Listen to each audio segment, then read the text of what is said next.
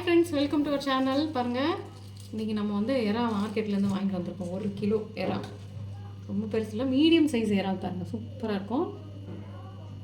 Kilo எவ்வளோ இருக்கும்னு தெரிஞ்சிருந்தால் நீங்கள் கமெண்டில் சொல்லுங்கள். நான் கடைசியாக சொல்கிறேன். இப்போ இது எல்லாத்தையுமே க்ளீன் பண்ணி முடிச்சிடலாம். இப்போ பாருங்கள், அப்படியே இது இப்படி எடுத்துடணும்.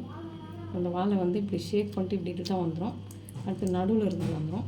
குடல் வந்து இங்கே நடுவில் இருக்கும். இதை பிடிச்சி பார்த்திங்களா, இப்படி தான் வந்துடும். அவ்வளோதான் ஃப்ரெண்ட்ஸ், ரொம்ப ஈஸியாக எறா வந்து இதே போல் எல்லாத்தையும் க்ளீன் பண்ணிக்கலாம் வாங்க. அவ்வளோதான் ஃப்ரெண்ட்ஸ், நம்ம எறா வந்து க்ளீன் பண்ணியாச்சு. பாருங்கள், 1 கிலோ எறாக்கு க்ளீன் பண்ண பிறகு பாருங்கள் எவ்வளோ கொஞ்சமாக ஆயிடுச்சுன்னு.